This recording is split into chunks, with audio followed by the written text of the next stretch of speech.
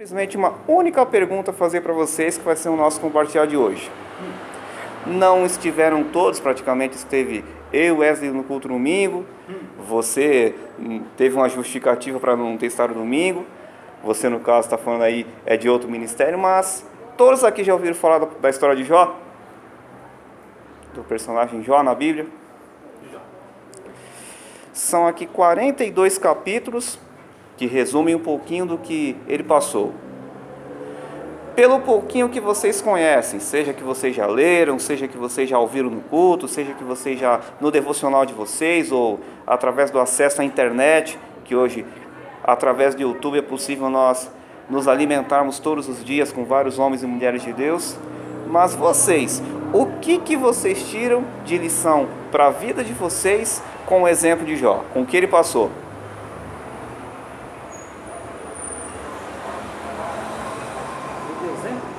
Assim, dentro desses 42 capítulos, que ele teve uma história muito difícil, uma história muito forte. O que vocês tiram de exemplo para a vida de vocês com a história de Jó? Fé e determinação.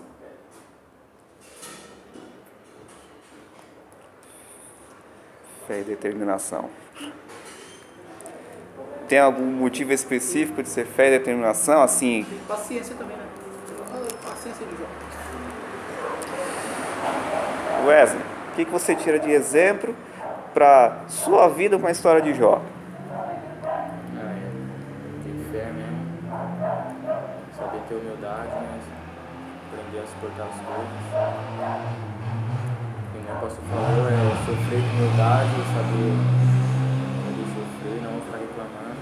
Então isso eu tiro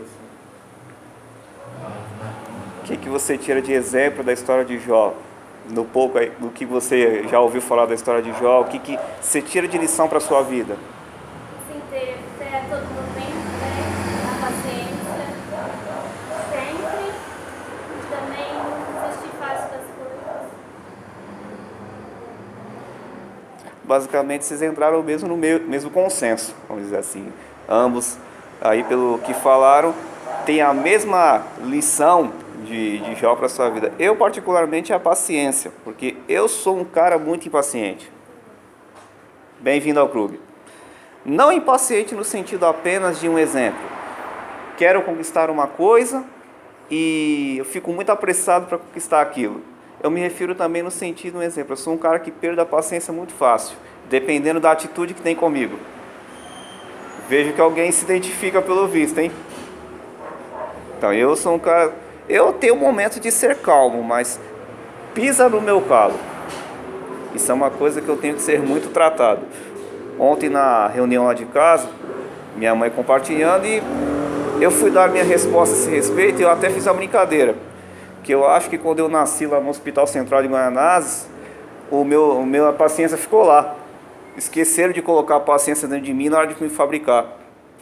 Desde 1987 estou procurando minha paciência e não acho. Porque eu sou um cara que eu sou muito impaciente. Deus está tendo que me tratar muito nisso. Nessa questão de paciência. Mas para não ficar nas nossas palavras, não é nem necessário vocês abrirem, depois eu passo para vocês. Aqui eu fiquei meditando muito em Jó 11, Jó capítulo 11, onde fala muito sobre sabedoria. Eu particularmente tenho um livro de Provérbios que fala muito sobre sabedoria, Jeremias também fala sobre o banquete da sabedoria, mas nunca parei para analisar que Jó também tinha palavras de sabedoria. Tem o versículo 6 aqui que fala: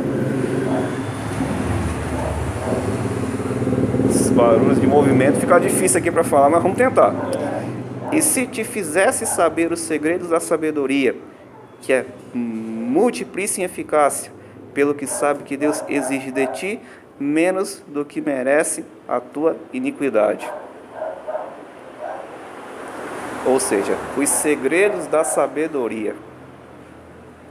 Salomão foi o homem mais sábio da Bíblia. Salomão, ele, depois de Jesus, é o maior exemplo em sabedoria, porque ele teria toda a oportunidade de ter pedido a Deus: Senhor, naquela época não existia carros, então eu vou colocar a época daquela época: Senhor, eu quero uma frota de jumento. uma frota de jumento para levar meus empregados, para me transportar para longe. Eu quero, Senhor Jesus, ter várias propriedades aqui em Israel. Quero ter o maior castelo da época, mas não, ele pediu sabedoria. Por causa da sabedoria, Deus deu a ele tudo que ele precisava. Quer dizer, não digo que ele precisava, coisas assim que ele nem imaginava. Então, esse aqui fica um dos segredos para nós, é pedir a sabedoria. Nós aqui, a maioria no que compartilhou, falou sobre faltar paciência, sobre ter dificuldade com paciência. E quantas vezes, por uma falta de sabedoria, por uma falta de pedir sabedoria a Deus, nós não acabamos extrapolando aquilo que Deus quer que a gente faça e indo pela vontade humana. Então, uma das coisas aqui que nós temos que pedir, além de ter paciência, é a sabedoria. Sabedoria para que todas as outras situações com as quais nós temos que lidar, seja muito mais fácil. Deixa eu ver um outro versículo aqui que eu achei interessante, que fala também sobre a sabedoria. O 8. Como as alturas dos céus é a sua sabedoria, que poderás tu fazer? Mais profunda é ela do que o inferno, que poderás tu saber. Olha que ponto chega a sabedoria de Deus. Sabedoria de Deus mais alta que os próprios céus onde Ele está, e muito mais altas do que o inferno. Aí a gente para pensar, que sabedoria que é essa? Que grandeza que é essa? Se muitos de nós, muitas vezes, somos elogiados por ter um determinado conhecimento em uma determinada área, sei lá, na saúde, na educação, às vezes na teologia, às vezes em alguma coisa que você sabe fazer, já é elogiado por um mínimo do mínimo de sabedoria. Imagine Deus, que é o rei da sabedoria. Como comparar e compreender essa sabedoria dele? Tem outro versículo aqui. Se ela destruir e encerrar ou juntar, quem o impedirá? Uma pessoa com sabedoria pode fazer qualquer coisa. A prova que vocês estão vendo aí é que, infelizmente, muitos estão usando a sabedoria para o mal. Quantas pessoas inocentes aí morreram por causa que uma pessoa usou a sabedoria de forma errada?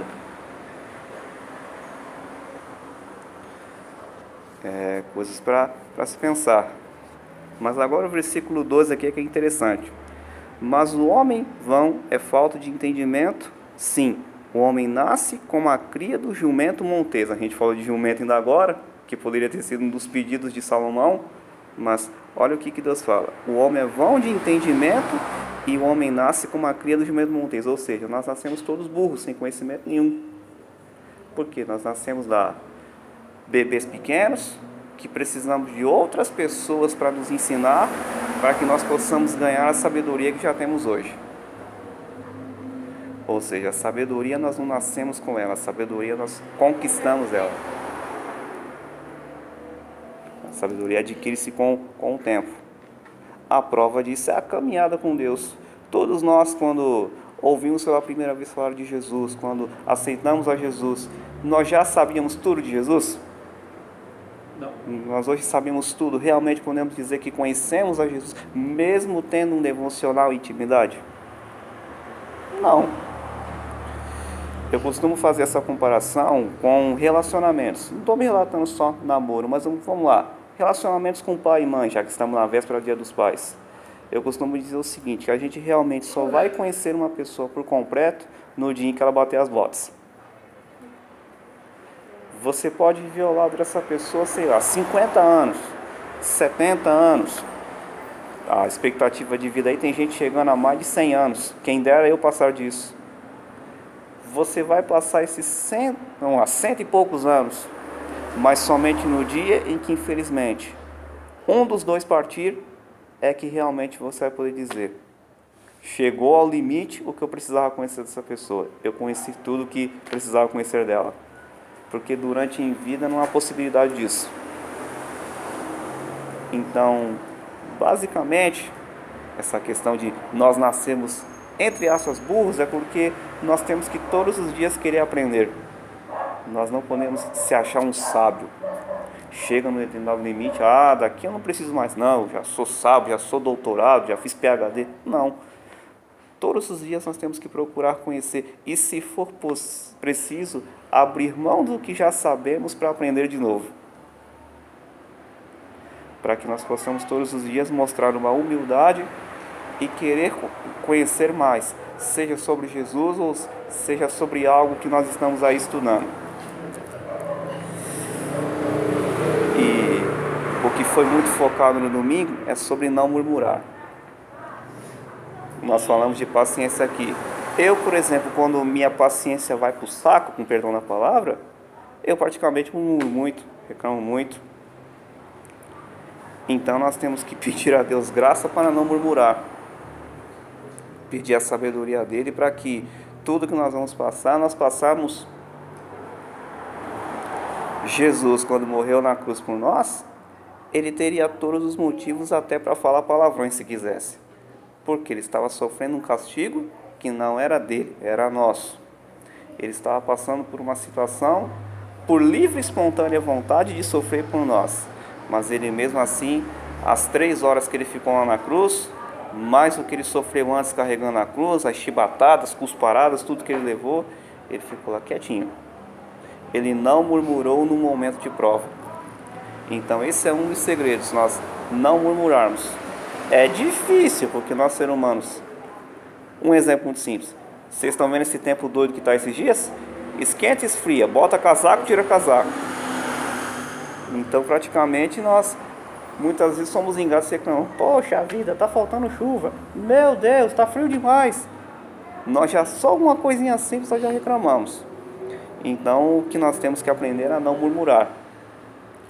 Mas o que fica para nós hoje, nesta reunião, é que assim como tivemos aí várias lições de Jó, cada um aí falou um pouquinho sobre o que aprende com Jó, que nós possamos aplicar em nossa vida.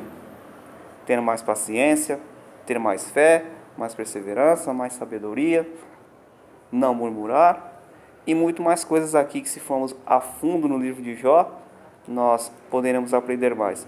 Vocês querem falar mais alguma coisa? Às vezes vocês queriam comentar aí? Mais alguma aplicação que vocês querem fazer? Então vamos orar então.